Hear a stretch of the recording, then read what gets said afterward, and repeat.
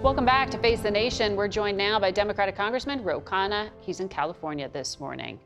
Good morning to you. This was a rough week for Democrats. I don't have to tell you that. But Congressman, I mean, just to level with the American people, Democrats and the Harris campaign told them that the fate of democracy itself was at stake. Was that a cynical political tactic? Or if it's reality, what is the plan now? Well, Margaret, I think what was at stake is the degradation of American democracy, the coarseness of political discourse, the idea that you have people who are undocumented, 12 million, who may be subject to a violation of their rights, the issues about climate and the reversal on that. I've never said that you weren't going to have future elections, and I was never one of these people who said you're not going to have 2026 or 2028. In 1 or 2 years, Donald Trump is going to be a lame duck. But I do think that we need to make sure we stand up for people's rights in this country and are looking forward and what we can do to win back the House and the White House. When we look at CBS polling, when you compare Harris in 2024 to Biden in 2020, you see clearly that the Democratic coalition lost support among Latino voters, young voters, women. Republicans really made gains here with men of color as well. Why do you think there is this fracturing?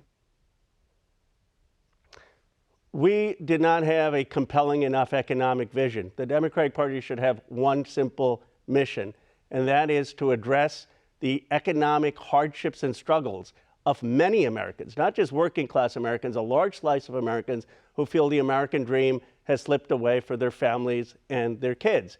And you have new voices, congresspeople like Pat Ryan, Marie Gluesenkamp-Perez, Chris Deluzio, who are saying, look, we need to have a vision on building new factories, on helping raise minimum wage, on dealing with childcare, and emphasize that our party has a better economic story. I think that could unify our party, moderates and progressives, and it transcends race and will help us with Latino voters, black voters, white working class voters. And we have a better vision than Donald Trump on that. You know, it's interesting in this Monday morning quarterbacking that's happening to hear from so many Democrats now who are saying that they think that economic message should have been front and center, but that they felt constrained somehow by this focus on identity politics. Tom Suozzi of New York brought that up, talking about Republicans being able to weaponize anarchy on college campuses, defunding the police, and gender questions and girls' sports. Do you think this, movement, woke politics, really was incredibly damaging to the left? Because a large part of that came from the progressive wing on which you are a member. Well, I have always said that we need to be emphasizing the economic issues, but I don't think we should run away for standing up for trans rights, for standing up for equal rights for people, for teaching American history responsibly. You can be true to your values with two things, Margaret. One, if someone disagrees with you, we need to respect that disagreement, not cancel or shame them. Don't shy away from your convictions, but have a reasonable conversation. I did that with Megyn Kelly on a podcast on trans rights. I stuck to my position, but we had a reasonable conversation. The second thing is, if we emphasize the economic hardships people are facing. I've got $12 trillion in my district in Silicon Valley, while towns like Johnstown were hollowed out, Galesburg, Illinois were hollowed out. We can build new factories, we can build new industry, we can create new economic opportunity. We have a vision of how to do that. President Biden started it. I think we can win over people, even if they may not agree with us on a particular social issue. Let me ask you specifically about your district, since you just mentioned it. Silicon Valley was thought of as reliably blue, but particularly in this election, you saw money going towards Donald Trump. You've seen some very prominent tech names, Elon Musk significantly, and J.D. Vance, the vice presidential candidate. He really reached out into that tech community as part of that campaign. What is the thing that Silicon Valley thinks it's going to get from a Trump administration? Is it no taxes on capital gains? Is it not regulating crypto? What is it that the people in your district think they're getting from Donald Trump?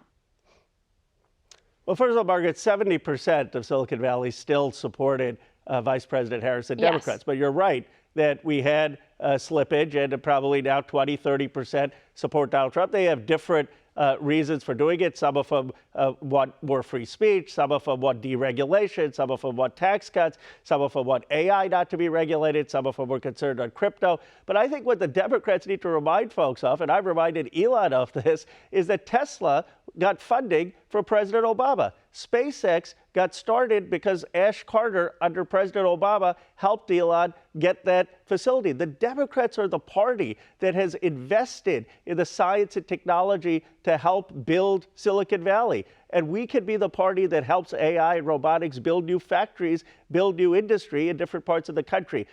When we argue policy, we have a better vision for how to get Americans prosperity in a modern economy. And if we focus on that, I believe we will win back the majority and win back in 2028.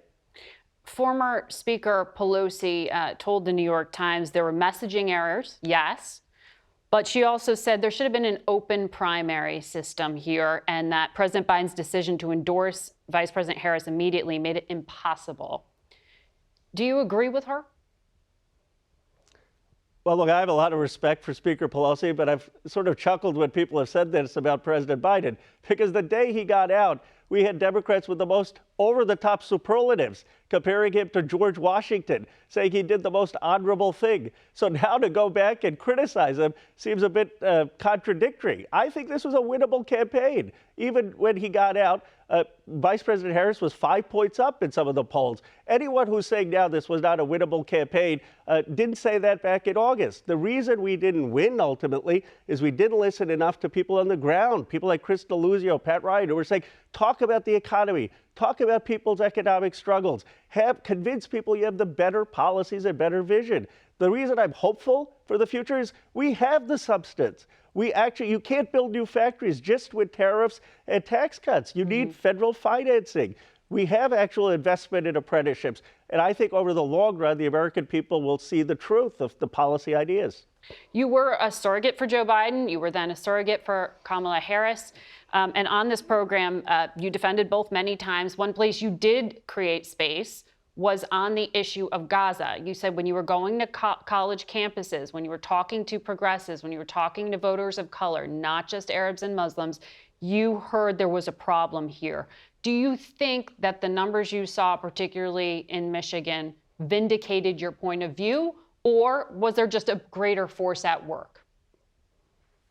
I think she would have certainly won Michigan if there was more of a reckoning with the failures of policy on Gaza. That wasn't my point of view. That was the point of view of a lot of people I was hearing on the ground. I also think beyond Michigan, this really was a concern for a lot of young people and a lot of progressives. Now, my hope is, because President Trump got some of the votes for the Muslim and Arab community, I was just on a bipartisan Conel in Saudi Arabia. They have said that if the president wants a deal with Saudi Arabia, that the Palestinian state and a two-state solution has to be front and center. And I hope we can work towards actually doing that after the war. Khanna, Congressman, thank you very much for your time today.